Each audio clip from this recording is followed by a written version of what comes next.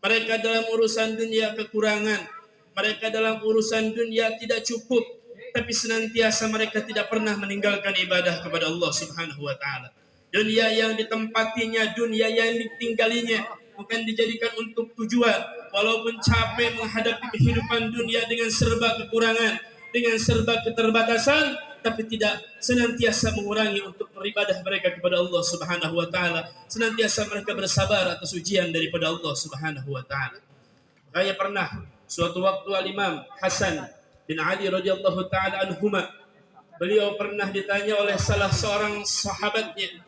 Beliau mengatakan, wahai Imam Hasan, dikatakan bahwa dunia sijnul mu'minin wa jannatul kafirin. Dunia itu penjara bagi orang mukmin dan surga bagi orang-orang kafir. Apakah itu betul pernah dikatakan oleh kakimu Muhammad sallallahu alaihi wasallam? Betul, kata Imam Hasan. Tapi pertanyaannya, kok ada beberapa orang mukmin yang dikatakan kata Nabi sebagai penjaranya orang mukmin, tapi banyak di antara orang mukmin yang memiliki kecukupan harta. Uangnya banyak, hartanya berlimpah, hartanya banyak. Padahal kata Nabi dunia itu penjara bagi orang mukmin. Sementara dunia sebagai surga bagi orang-orang kafir, tapi tidak sedikit ada di antara orang-orang yang non-muslim, orang Yahudi, orang-orang Nasrani yang senantiasa hidupnya tidak berkecukupan, hidup dalam kemiskinan, hidup dalam kelemahan dan kesedihan. Lalu apa yang diucapkan oleh Nabi, apakah benar wahai Imam Hasan? Lalu kata Imam Hasan apa menjawab pertanyaan dari sahabatnya, wahai temanku, wahai sahabatku, dunia dikatakan sebagai penjara bagi orang mukmin kalau dibandingkan dengan nikmat surga Allah yang begitu banyak, nikmat surga Allah yang begitu luar biasa. Dikatakan Allah menurunkan 100 nikmat. Satu nikmat Allah bagi untuk seluruh makhluk yang ada di dunia dari awal zaman sampai akhir zaman. Sementara 99 nikmat Allah simpan di dalam surganya Allah Subhanahu wa taala. Jadi sesenang apapun seorang mukmin, sekaya apapun seorang mukmin di kehidupan dunianya, kalau dibandingkan dengan nikmat surga diibaratkan seperti penjara yang tidak ada bandingannya. Sementara orang-orang kafir yang dikatakan sebagai surganya dunia ini untuk orang-orang kafir, tapi mereka hidupnya susah, mereka hidupnya miskin, mereka hidupnya sengsara. Apa kata Imam Hasan? Kalau dibandingkan dengan siksa nerakanya Allah, yang mana nikmat apa siksa yang paling ringan di dalam neraka itu ketika kita menginjakkan kaki menggunakan sendal dari neraka, kaki yang menginjak kepala langsung mendidih panas saking panasnya api neraka ketika itu. Maka kata Imam Hasan, kalau dibandingkan kesusahan mereka yang mengalami daripada kesusahan di alam dunia orang-orang kafir, dibandingkan dengan siksa yang ada di neraka, maka kesusahan mereka di dunia diibaratkan seperti surga. Makanya golongan manusia yang pertama adalah orang-orang yang dicintai oleh Allah, walaupun mereka hidup dalam berkekurangan, tidak memiliki harta yang banyak, tapi mereka bersabar, senantiasa meningkatkan taat dan ibadah kepada Allah, karena mereka jadikan bahwa dunia bukan tujuan, sebab akhirat akan menjadi tujuan abadi untuk selama-lamanya. Itu yang pertama. Dan golongan manusia yang kedua siapa? Kata Imam Al-Habib Abdullah bin Ali Al-Haddad, yaitu man tayassarat umur dunyawiyah wal ukhrawiyah wa huwa minal faizin.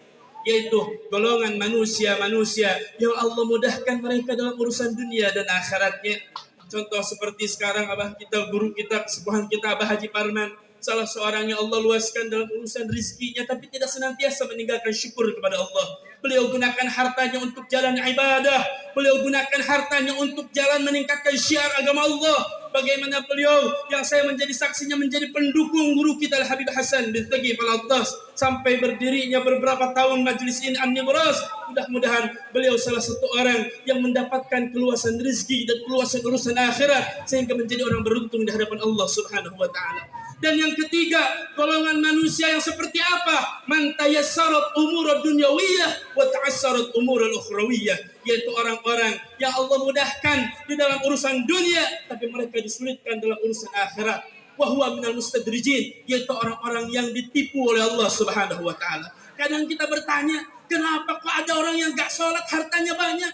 Kenapa kok ada orang yang suka maksiat tapi hartanya berlimpah, rezekinya lancar? Awas, hati-hati, orang tersebut bukan termasuk orang yang dicintai oleh Allah. Justru nikmat yang Allah berikan kepadanya adalah tipuan daripada Allah Subhanahu wa taala. Sebagaimana di dalam Al-Qur'an dikatakan, "Falamma nasu ma dzukiru fatahallahu alaihi abwaaba kulli syai' wa idza farihu biha fa akhadnahu baghtatan fa huwa minal mublisin."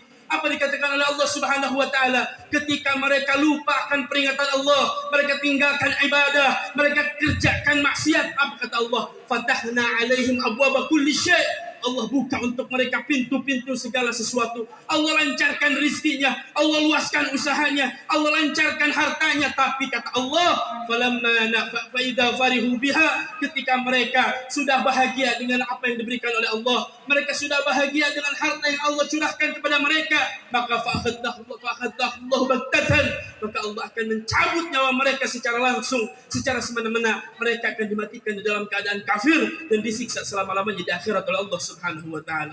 Na'udzubillah summa na'udzubillah min. Dan makanya tidak ada rasa iri kepada orang-orang seperti itu. Mereka mungkin diluaskan rezekinya oleh Allah, tapi mereka dilupakan oleh Allah kepada ibadah, dilupakan kepada taat, dibiarkan mereka berbuat maksiat, sehingga dalam keterbuayannya dengan harta tersebut Allah akan mencabut nyawanya di dalam keadaan kafir, tidak membawa iman dan Islam. Na'udzubillah summa na'udzubillah min.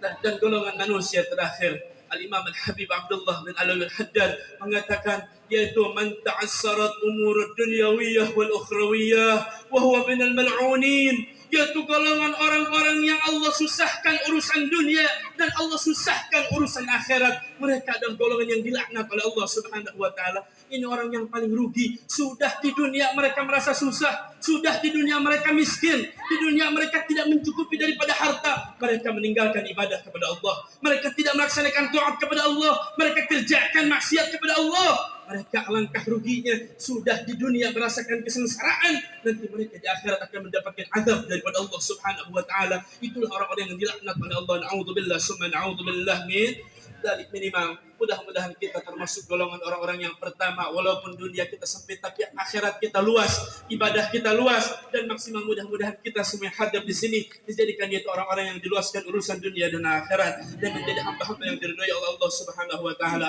Mudah-mudahan yang sedikit ini ada manfaatnya. Hadza minni wal 'afwu. Wassalamualaikum warahmatullahi wabarakatuh.